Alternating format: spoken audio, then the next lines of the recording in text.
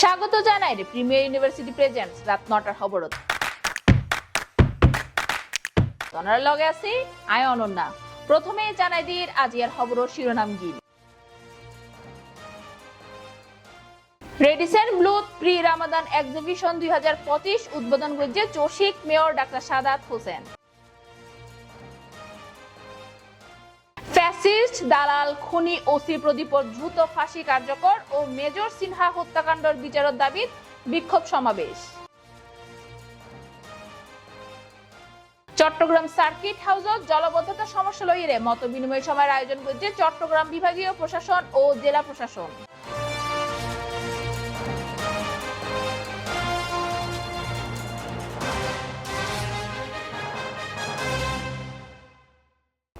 এবার বিস্তারিত খবর। চট্টগ্রাম রেডিসন ব্লুথ 3 দিন ব্যাপী প্রি রামাদান এক্সিবিশন 2025 এর উদ্বোধন করছে চট্টগ্রাম সিটি কর্পোরেশনের মেয়র ডাক্তার সাদাত হোসেন। এই বিষয়ে বিস্তারিত জানান সহকর্মী কাউসার ফাহিম। চট্টগ্রামের 5 তারকা হোটেল রেডিসন ব্লুথ মেজবান হলত অনুষ্ঠিত প্রি রামাদান এক্সিবিশন 2025। এই এক্সিবিশন উদ্বোধনকালে প্রধান অতিথি হিসেবে উপস্থিত আছেন চট্টগ্রাম সিটি কর্পোরেশনের mayor doctor Shahadat Hossain, brigadier general Abu সায়েদ মোহাম্মদ আলী এবং আবু সায়েদ সেলিম। দেশের সামগ্রিক উন্নয়ন টেকসই উন্নয়ন নিশ্চিতল্লাই নারীর ক্ষমতায়ন জরুরি বলে মন্তব্য করে চট্টগ্রাম সিটি কর্পোরেশনের মেয়র ডাক্তার শাহাদাত হোসেন জানায়, lifestyle expo pre Ramadan exhibition এই ধরনের একটি অনুষ্ঠানের মধ্যে দিয়ে আমাদের যে নারী সমাজ তারা সহজেই সেখানে আসতে পারলো, তাদের প্রয়োজনীয় জিনিস সুস্বাস্থ্য দীর্ঘায়ু কামনা করছি এবং আমি সিটি কর্পোরেশনের মেয়র হিসেবে সার্বিক সহযোগিতা আশ্বাস দিয়ে আমি আমার বক্তব্য শেষ করছি। চট্টগ্রাম ও ডাহাতুন আগত নারী উদ্যোক্তা এবং ফ্যাশন ডিজাইনার কলর নিত্য নতুন দেশি বিদেশি পণ্যে জমজমাট হইটি এই এক্সিবিশন গান 7, 8, 9 ফেব্রুয়ারি 3 দিন ব্যাপী বিয়াকুল্লাই প্রবেশ উন্মুক্ত রাহিয়ারে এই এক্সিবিশন চলিব। কাউসার ফাহিম, সিএনটিভি, চট্টগ্রাম। আজিয়া চট্টগ্রামের প্রেস ক্লাবত ফ্যাসিস্ট দালাল খুনি ওসি প্রদীপর দ্রুত ফাঁসি কার্যকর ও মেজর সিনহা হত্যাকাণ্ডের বিচারের দাবিত বিক্ষোভ সমাবেশ করছে চট্টগ্রামত অধ্যয়নরত কক্সবাজার জেলা সাধারণ শিক্ষার্থীবৃন্দ ও খুলশী থানার জাতীয় নাগরিক কমিটি।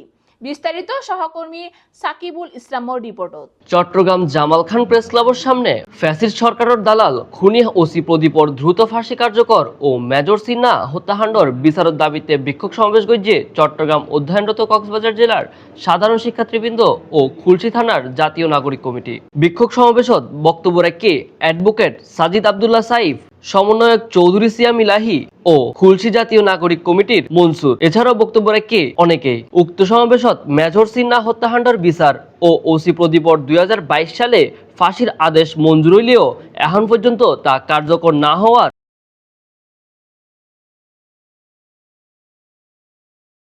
হারণ জানতে চাইয়ে ও আগামী 7 দিনের মধ্যে ওসি প্রদীপর ফাঁসি কার্যকর করিবার জোর দাবি জানায় তারা।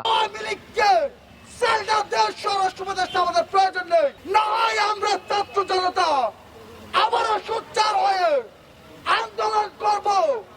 আমরা আওয়ামী লীগকে পালাতে বাধ্য করেছি, আপনাদেরকে প্রয়োজনের গদি থেকে চালা করব।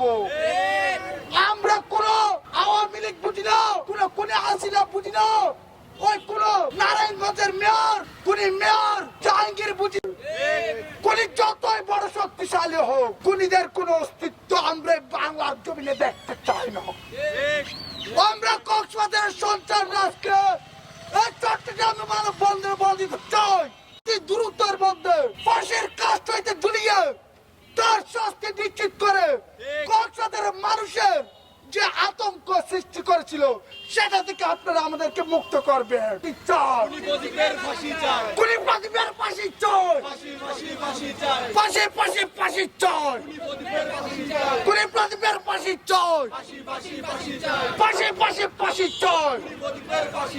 আমার ভাই কবরে, কেন বাইরে, আমার ভাই কবরে, কেন বাইরে।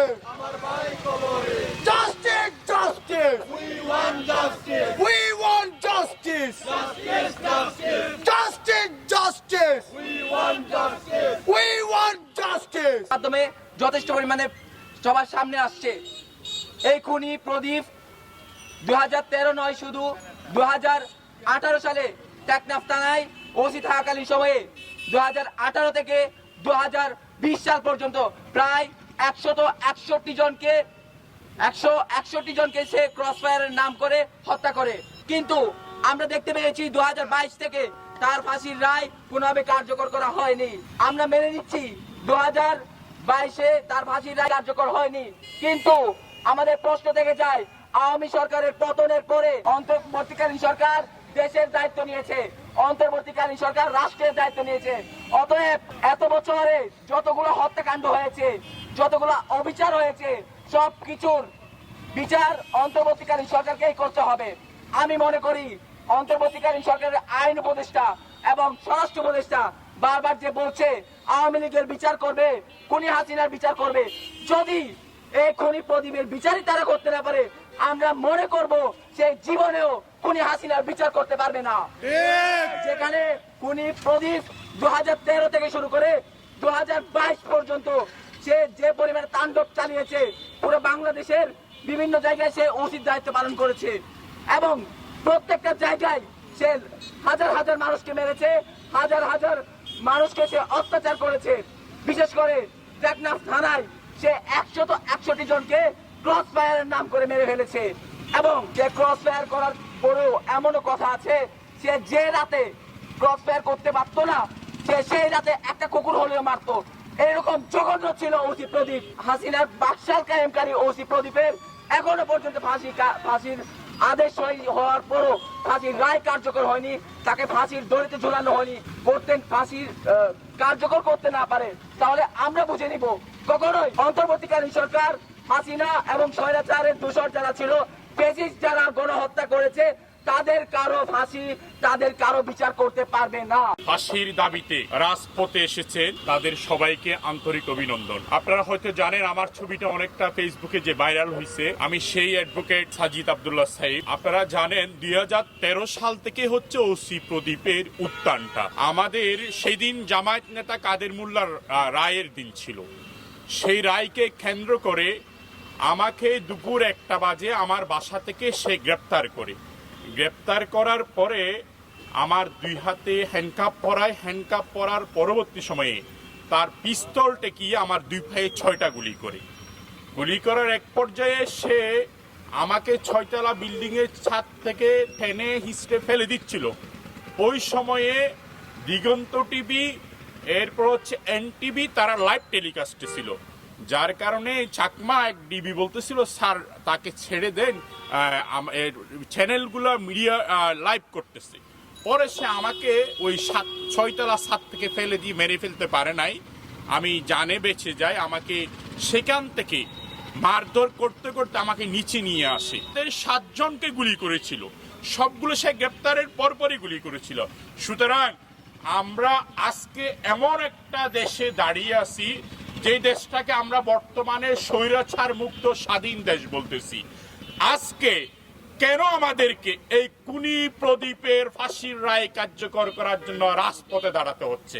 এটা অবশ্যই অন্তর্বর্তী সরকারের ব্যর্থতা। অনতি বিলম্বে ওসি প্রদীপ কুমারকে তার ফাঁসির যে আদেশ হয়েছে সে আদেশ আপিলেট ডিভিশন থেকে শেষ করে নিষ্পত্তি করে তাকে ফাঁসির কাস্টে ঝুলাতে হবে। সংগ্রামী জনতা, আপনারা জানেন কক্সবাজার জেলাকে ওসি প্রদীপ একটি অপরাধের কেন্দ্র হিসেবে গড়ে তুলেছিল। মহেশখালী, টেকনাফ সহ অন্যান্য থানায় যেসব জায়গায় সে দায়িত্বপ্রাপ্ত ছিল সেখানে সে গুম, খুন, হত্যা, মাদক কারবারি সহ দর্শনের মতো কর্মকাণ্ড পরিচালনা করত এবং তার এসব সন্ত্রাস কর্মকাণ্ডে প্রশ্রয় দিয়ে আসছিল তার প্রিয় অভিভাবক খুনি হাসিনা। খুনি হাসিনার আশ্রয়ে সে কোনো বিচার বিবেচনা ছাড়া নির্ভয়ে এসব কর্মকাণ্ড করে আসতো। কিন্তু অত্যন্ত দুঃখের বিষয়, আজকে খুনি হাসিনার অস্তিত্ব বাংলাদেশে নেই, আজকে আওয়ামী লীগ নেই, তাও কেন আমাদের অন্তর্বর্তীকালীন সরকার ওসি প্রদীপের ফাঁসি কার্যকর করতে পারেনি। এবং আমি আরো অনুরোধ রাখতে চাই প্রশাসনের কাছে, আপনারা টেকনাফে যেসব অনৈতিক কার্যক্রম হচ্ছে সেসব বন্ধ করুন। আমাদের কক্সবাজারের মাটি যে পবিত্র মাটি ছিল সেই পবিত্র মাটির ধারাবাহিকতা রক্ষা করুন আমাদের কক্সবাজারের মাটিকে আপনারা আর দূষিত করিয়েন না। ইনকিলাব ইনকিলাব মুজিবাদ মুজিবাদ ইনকিলাব ইনকিলাব মুজিবাদ মুজিবাদ। আরা দাবি হইতে ওসি প্রতিপরাত আরা যারা ভিক্টিমাইজড হই আর গুলি করিয়ে সর্বশেষ টেকনাফ তারান্নে যে সে 161 জন মানুষের গণহত্যা চালে বিনা বিচারে ক্রস ফায়ার দিয়ে দর্শন করিয়ে এবং সর্বশেষ সে মেজর রাশেদ মোহাম্মদ সিনহারে হত্যা করানোর পরে তার মৃত্যুদণ্ডের আদেশ হইয়ে তাহলে মৃত্যুদণ্ডের আদেশ হওয়ার পরেও এতদিন পর্যন্ত আরা হইতাম শেখ হাসিনা তারা বাঁচায় রেখে তাহলে শেখ হাসিনা ফালাই গিয়ে অন্তর্বর্তী সরকার আইনের পরও কি কারণে তার মৃত্যুদণ্ড কার্যকর নগরের এই কারণে আর আজিয়া রাজপথের দ্বারাই অনতি বিলম্বে ইতের অতি প্রদীপের মৃত্যুদণ্ড কার্যকর করা হরিব অন্যথায় আর কঠোর আন্দোলনের যাইম এতদিন পর্যন্ত কি হারণ ওসি প্রদীপের মৃত্যুদণ্ড কার্যকর নয়। 2018 হইতে শুরু করিয়ে না 2020 পর্যন্ত প্রায় 161 জনের ক্রসফায়ার নাম করিয়ে হত্যা করছে এবং টেকনাফতুন মাদক কারবারির প্রায় কোটি কোটি টিয়া এতে কি করছে লুটপাট করছে। এখন বর্তমান অন্তর্বর্তীকালীন সরকার দায়িত্ব থাকাকালীন সময়ে তার ফাঁসির রায় দ্রুত আগামী 1 সপ্তাহের মধ্যে যাতে কার্যকর হয় ইয়ারা আজিয়া বিক্ষোভ মিছিল এবং বিক্ষোভ সমাবেশ আমাদের মূলত এই সমাবেশটার এই বিক্ষোভ সমাবেশের আয়োজন করা হয়েছে চট্টগ্রাম কক্সবাজার জেলা ছাত্র সমাজ এবং তাদের সাথে আমরা জাতীয় নাগরিক কমিটি কুলছি একাত্মতা প্রকাশ করে ওসি প্রদীপ কুমারের যে ফাঁসির রায় হয়েছিল এই ফাঁসির রায় কার্যকরের জন্য আমরা একত্র হয়েছি এবং আমরা চাচ্ছি যে আগের যে পুলিশ লীগ ছিল তারই একটা সিম্বলিক রিপ্রেজেন্টেশন হচ্ছে এই ওসি প্রদীপ। এই ওসি প্রদীপের মতো আরো অনেক লোক যারা আওয়ামী লীগ কুত্তা লীগ কিংবা শেখ হাসিনাকে যারা রিপ্রেজেন্ট করে এদের খুঁজে খুঁজে বের করতে হবে এবং মেজর সিনহার যে খুনি এই ওসি প্রদীপ তার ক্ষমতার অপব্যবহার করেছে এই সাহসটা যে সাহসটা সে আওয়ামী লীগ সরকার থেকে পেয়েছিল আমরা চাই তার ফাঁসির রায় দ্রুত কার্যকর করা হোক অনতিবিলম্বে ফাঁসির রায় কার্যকর করা হোক অন্যথায় ছাত্র সমাজ এবং জাতীয় নাগরিক কমিটি আরো কঠোর আন্দোলন কঠোর কর্মসূচিতে যাবে। সাকিবুল ইসলাম সাকিব, সিএনটিভি, চট্টগ্রাম। চট্টগ্রাম শহরের জলাবদ্ধতা নিরসন প্রকল্পে সংশ্লিষ্ট দপ্তরের কর্মকর্তা অকলরঙ্গে সার্কিট হাউসত বিভাগীয় প্রশাসন ও জেলা প্রশাসনের আয়োজনে মত বিনিময় সভা অনুষ্ঠিত এ সময় উপস্থিত আছেন দুর্যোগ ব্যবস্থাপনা ও ত্রাণ মন্ত্রণালয়ের মাননীয় উপদেষ্টা Faruk Azam, Chattogram city corporation mayor ডাক্তার সাদাত হোসেন, বিভাগীয় কমিশনার ডাক্তার মোহাম্মদ জিয়াউদ্দিন, জেলা প্রশাসক ফরিদা খানম সহ সিডিএ, ওয়াসা, পরিবেশ অধিদপ্তর, বন্দর, পানি উন্নয়ন বোর্ডের সংশ্লিষ্ট কর্মকর্তাবৃন্দ। চট্টগ্রাম আসলে যে শুধু জলাবদ্ধতা নিয়ে চট্টগ্রামের কথা বলি তা নয়, আমরা নিজস্ব উদ্যোগে আমরা এর বাইরেও আমরা কথা বলি। উপদেষ্টা পরিষদে আমরা 4 জন উপদেষ্টা এটার দায়িত্বের মধ্যে আছি। প্রতি সপ্তাহে আমরা একজন উপদেষ্টা চট্টগ্রাম আসবো শুধু আপনাদের সাথে থাকার জন্য। এটা এই নয় যে আপনাদের কাজের ফিরিস্তি আমরা নেওয়ার জন্যই আসি, এটা নয়। আমরা এটা আসছে যে আমরা যেন সতত আমরা আমাদের কাজে মনোনিবেশ এবং আমাদের সীমাবদ্ধতাগুলোকে আমরা অ্যাসেস করতে পারি এবং সেগুলি যেন ইন টাইম অ্যাড্রেস করতে পারি যথেষ্টভাবে। আমি যারা এই ব্যাপক কর্মযজ্ঞে যুক্ত আছেন এবং কাজ করছেন তাদেরকে ধন্যবাদ জানাচ্ছি এবং এই ধারা অব্যাহত থাকলে আমরা ধীরে ধীরে জনসম্পৃক্ততাও আমরা পাবো। এই যে সব মিলিয়ে যে বর্জ্য ব্যবস্থাপনা, this is very important. What I would like to say, এটা হচ্ছে solid waste products management plan through recycling process. That may be the energy, or maybe the biogas, or maybe the fertilizer. এটা perishable, non-perishable waste product আছে, সেটা আমরা বিন দিয়ে আলাদাভাবে করে সেটাকে যদি আমরা ময়লাটাকে সম্পদে পরিণত করতে পারি পার্মানেন্টলি, আমরা মনে করি প্লাস্টিক, পলিথিন, ককশিট কোনো কিছুই নন পেরিশেবল ওয়াস্ট প্রোডাক্ট গুলো কেউ আর খালে বিলে নালায় ফেলবে না, সেটা বিক্রি করতে দেবে। এই জায়গায় আমি ওনাকে অ্যাড্রেস করেছি এবং আমি একটা প্রকল্প ইউকের একটা, এর মধ্যে জানেন প্রায় 8টা কান্ট্রি রিপ্রেজেন্টেটিভ আমাদের সাথে দেখা করেছে। ফাইনালি যেদিন আমি ঢাকাতে গিয়েছি, লাকিলি ইউকের একটা কোম্পানি আমার সাথে দেখা করেছে, আমি সেটাই ওনাকে দিচ্ছি। এবং সেটা আরেকটা ইন্টারেস্টিং যে পিপিপির মাধ্যমে এই প্রকল্পটি হচ্ছে এবং সেখানে পিপিপির যে সচিব আছেন ওনাকেও আমি রিকোয়েস্ট করেছি। তো আমার মনে হয় আপনি যদি এটাকে ওনার সাথে চিফ অ্যাডভাইজারের সাথে কথা বলে এবং পিপিপির যে সচিব আছে ওনার সাথে একটু কোঅর্ডিনেট করে এই প্রকল্পটি যদি খুব দ্রুত হাতে নেওয়া যায় তাহলে পরে আমরা কিন্তু এই অভিশাপ থেকে মুক্তি পেতে পারি। কর্ণফুলী নদীর নাব্যতা রক্ষা করার জন্য আসলে একটা মানে ক্যাপিটাল ড্রেজিং প্রয়োজন।